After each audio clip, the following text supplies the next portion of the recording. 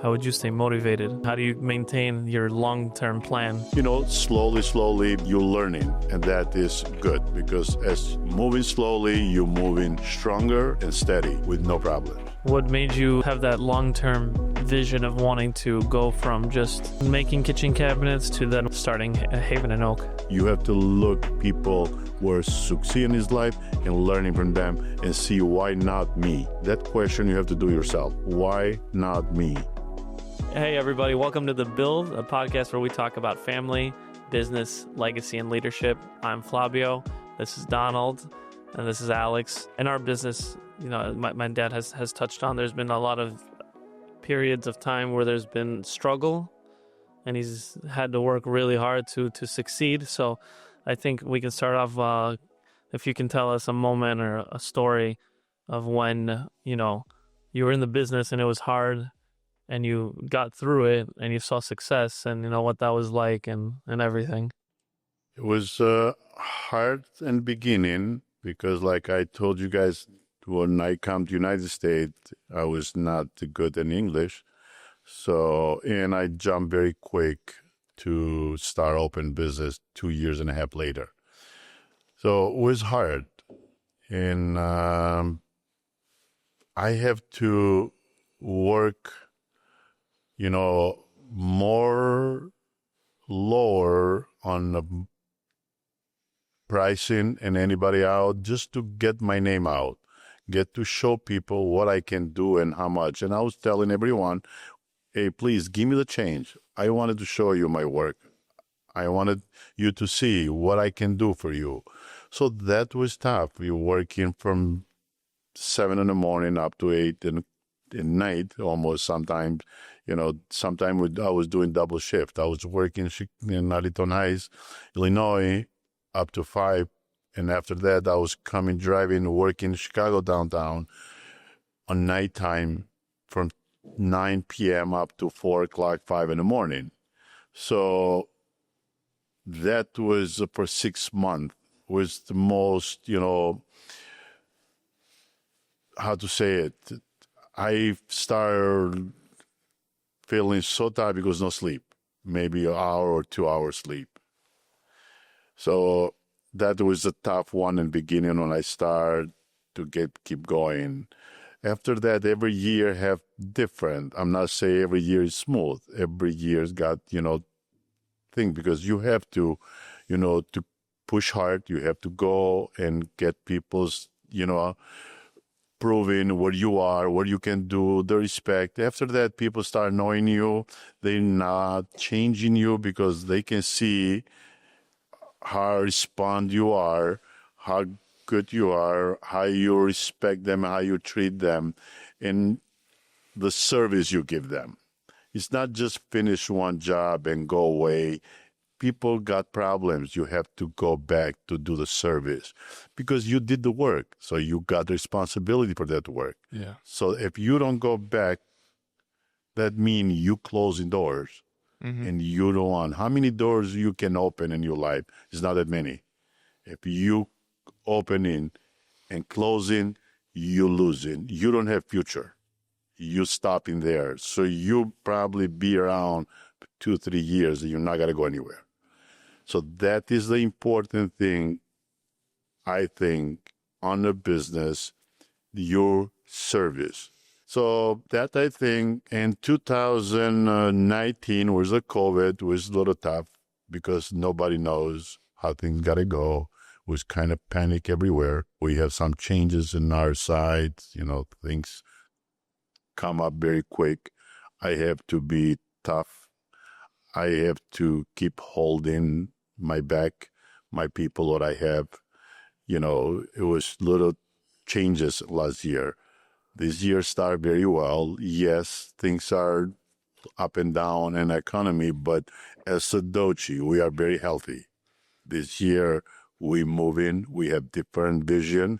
We have different people who are running the company, and we guarantee good service and we guarantee good work. Tying back, whenever you have an issue or, something you have to go through in your business, do you ever think about when you were starting out 2008, right? You had 6 months when you weren't sleeping. Do you ever think, if I got through that, I can get through this?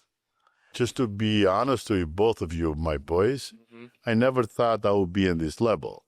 I just have a dream to do something for myself. I come to this country for better life because here is country for everyone. If you are a good person, if you respect people, which you do business, I'm not saying just them, you have to respect everyone in the, in the world, but actually on the business, and show them what you can do. There's no way you can stay in the same level. Now things got different. Now how you run your personal life after. So, you might be succeed in your business, but you don't have vision if you spend that money on things is not necessary you need it, that can change your life. So you have to think how to save money. If you don't have in your brain saving, you don't have to work hard because you're not going to do nothing. Whatever you got to make, you got to throw it away. Right. And different ways, there's so many ways to Of course. throw your money. Yeah, spend your money wisely, guys. In terms of that, how do you stay, how would you stay motivated to keep saving when you might see other people spending, going on vacations, things like that, and you might be like, oh, I'm just working. How do you maintain your long-term plan without getting distracted by other people and what they're doing, As I told you guys before, in your life, you have to be friend with someone who is better than you because you can learn from him. And I always have friends better than me and older than me because they know, they do have the experience and they can tell you. Friends in your age is like you. They don't have vision. They don't know what's going on. They just enjoy the moment, the time. That is. I did not did those. Yes, maybe people was calling me, oh, this guy work. He doesn't know to enjoy life or to do anything. I'm not saying I don't enjoy life, but I don't did extra things. So I have in my mind to invest. So my first investment was in 2010, where I bought my first 4-unit on Addison, Illinois. After that, 2013. So every year I put them in my mind, wherever I save, I want to invest it. I don't want to throw that money away for no reason. Things change. Real estate is the best way to go and grow your money. You have to start small and go every year and get changes. As you're growing, after that, it's more easy to go get in on a different level. For 1 unit example, or 2 unit, you can be in 4, you can be 6, you can be in 10. Slowly, because you're learning, and that is good. Because as moving slowly, you're moving stronger and steady with no problems. What does doing things the right way mean in DOCI and for DOCI? Good way is how you start the work. If you getting prepared, everything what you need before you start the project, make sure you studying this, you're going over with your team. Make sure everybody in your team understanding the scope of the work. That is a more important thing. If you guys don't get together before that and doing some talks, see, maybe might be a problem, might be updating, might do it. So make sure everybody knows. That is a more important thing, and to have the right people to doing the work. And communication. Everything can change. You can start the job, and remodeling is one thing you never know what you find. You talking properties where we have working is some of them is more than 50 years old. So when you touch something in a plumbing example, or that you never know if that pipe will handle or not. So it's always got to be changes, but those changes you need to be taking care. How? First of all, you are a contractor. You'll be hired for management company to do the job. You cannot make any decision. You cannot make any changes. So what you have to do is report. Yeah. Taking photos and send it to the people in which respond for that who are running this project, and let them understanding which problem you find, what we can do and how. Let them to make decision and tell you what to do. That give them understanding you cares about the job and you don't just do whatever you want. Right. That is, I think, who have bring us here in this level today to be succeed in our business, because it's not easy, boys. We have done 960 unit for 1 year just remodeling. Right. It's not a small number. I mean, yeah, you need if you don't have that quality work, you can't do 960 units in 1 year, so. Yeah, I think what's really important is that at least within our business, we stress following the scope and constant communication between team members, because I know I've heard stories when you don't communicate clearly with your crew, they might do something that's not in the scope, and then the client's going to get upset, and next thing you know, that's the end of the business relationship with that client. So I think, in my experience, these last 2 years working with multiple crews, some speaking English, some just speaking Spanish, which we've had to learn on the fly here. Trilingual at this table here. It's very important that you sit with them and explain step by step, line by line with your scope. You got to do demo, then painting 2 coats, doing this, and that, explain them what materials you're sending, what material the client's sending, and then constant walkthroughs to make sure the quality of work is good, that the work isn't sloppy, and then when the unit's all done, making sure you walk it, checking everything, because then you don't want your client to come in and walk the unit and come back at you with, oh, these are 10 items that you need to fix that you didn't do correctly. And also, we like keeping the client in the loop at all times as well. Yes. So you're not lost and we're not lost. Yes, all those what you guys just said is very important. That is the key. Mm-hmm. And another thing I think has bring DOCI here to this level, me as owner, Alex, I have done a lot, and I have make a lot of changes to see how I can service my customers better.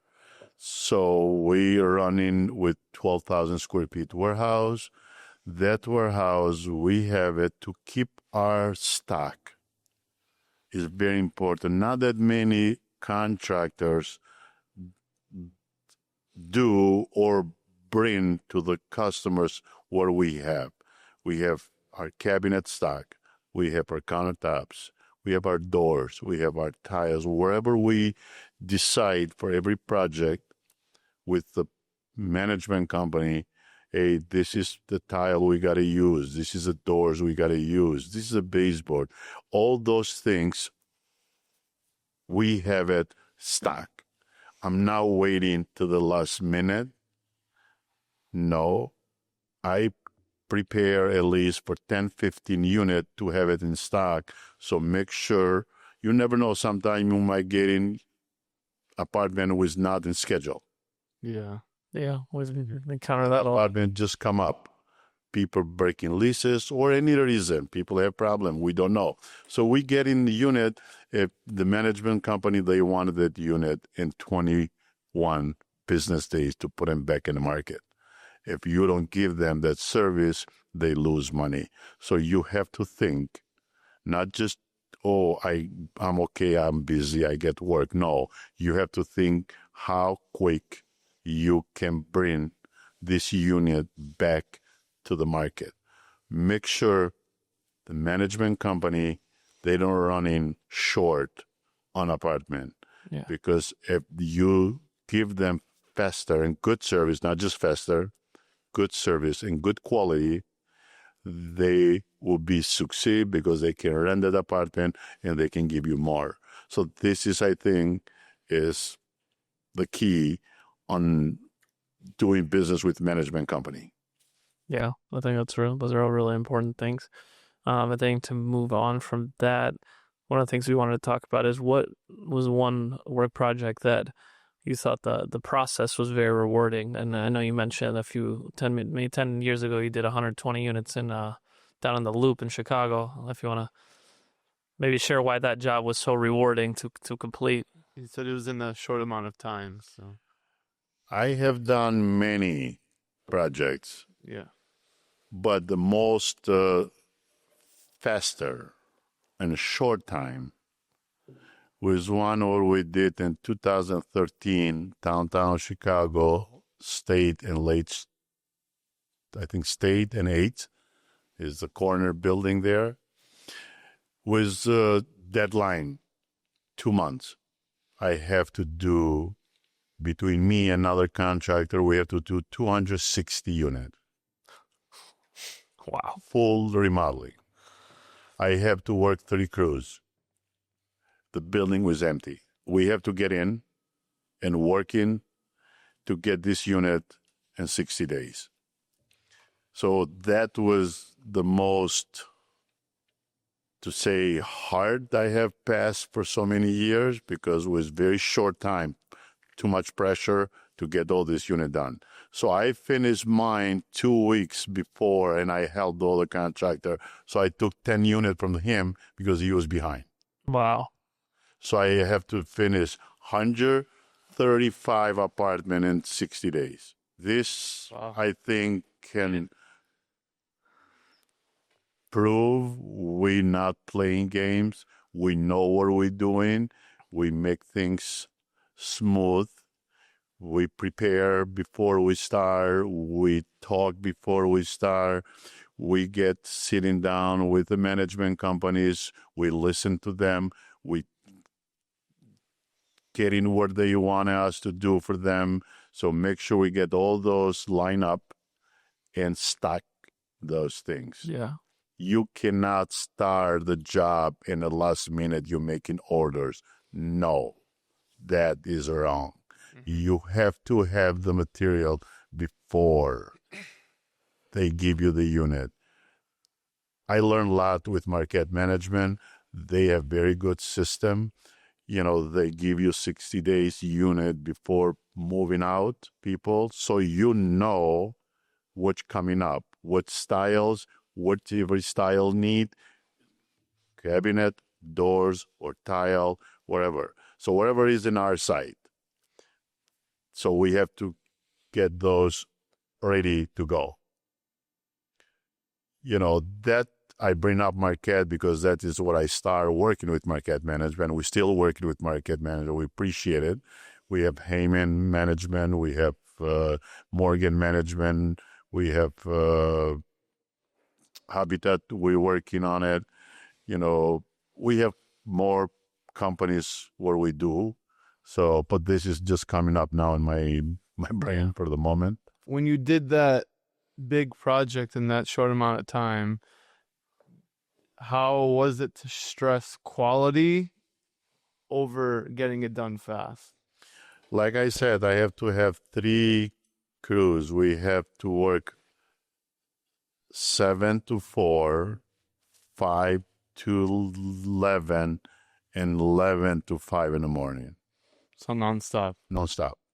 It's 24/7 renovations, guys. That's how you complete 60 units a month. Like I said, the building was empty. So we have to be there 24 hours, no stop. I think that about wraps it on this one about work ethic and craftsmanship. Here at DOCI, we work hard, quality good.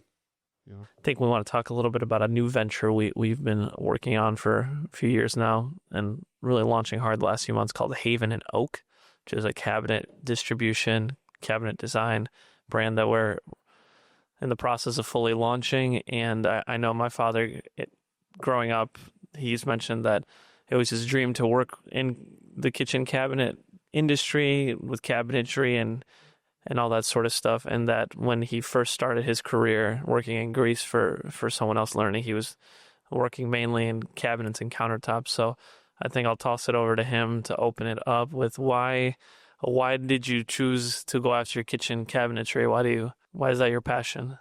I grew up with family and the construction and that, and I saw my father.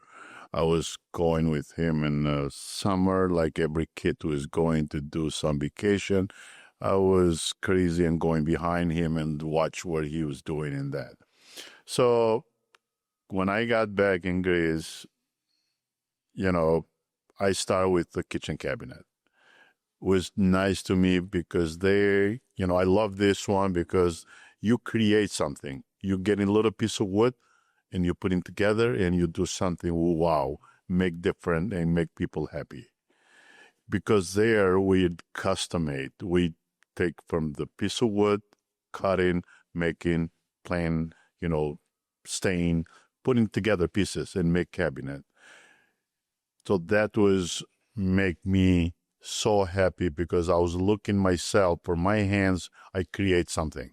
I think that's really cool to be able to take raw materials and then be able to create something that is going to be used. I think that involves a lot of creativity and craftsmanship and work like that. I think moving on from that, what was the one moment where you were creating kitchens that you were like, wow, this is what I need to be doing? Like I said, was a little kid, 22 years old, starting doing this one. Like I said, I love it. And the person, what I worked back there was more and father. He was teaching me, showing me, why I'm doing this. And probably he saw something different in me because I all the way was questioning him. Why this? Why we cut it this way? What's make the difference? So that pushed me, loving this one because I saw was something different, something you don't see out there, often people doing. Is wood, taking one piece of wood and you make it something different. So then going from that and then coming to America, what made you have that long-term vision of wanting to go from just working for someone making kitchen cabinets to then wanting, now that we're in 2025, starting Haven and Oak? Everything is clear, boys. You have to love it, what you're doing, and put them in your mind. Why me not? It's not you have to have that like you're jealous for somebody out where he's doing, why he's succeeding in his life. No, why me not? That make you motivated. So it's not just to say, oh my God, look at him. No, you don't have to look no one. You have to look people who are succeeding in his life and learning from them and see why not me. That question you have to do yourself. Why not me? Yeah, that's big. That's really important, I think. So this is, I have it. When I come here, I know the job. I know to do this, but it was hard for me because different country, different, things, different, people was kind of a little bit, but okay, I have to be here. I have to learn this language. I have to be on this, life here because that was my choice. It's not somebody bring me. I want it. I love it. I come for something better, what they call an American dream. So I work hard. I put my head down. I listen people. I learn from people. I did mistakes. Yes, I have done. I'm not saying no. I'm not perfect. But I know one thing. I take care and I go back. So the starting cabinet was something I wanted. I do it here. It's not like we're doing custom now cabinet. We are distributors. But I know what you mean cabinet. I know what to bring people. What's the quality in cabinet? I'm not just give them one box. No, I can design the kitchen. I can bring people ideas. I can change stuff because that is the beauty. when you bring people ideas, make them feeling like, yes, this is what I wanted. This is comfortable, it's very nice. Doesn't have to be too expensive. It's the comfortable. People have to love it and to get what they wanted. It's not too many shelves or too many that. No, you give people the space, make sure they don't lose space, corners, that, you have to get them what they want. So that is, I think, the important, to knowing, because if you don't know, you cannot offer them. Okay, they might have ideas. You have to listen. People know today. It's not people like doesn't have, knowledge what's going on. But still, everybody is special what she's doing. That's why we are special for what we're doing.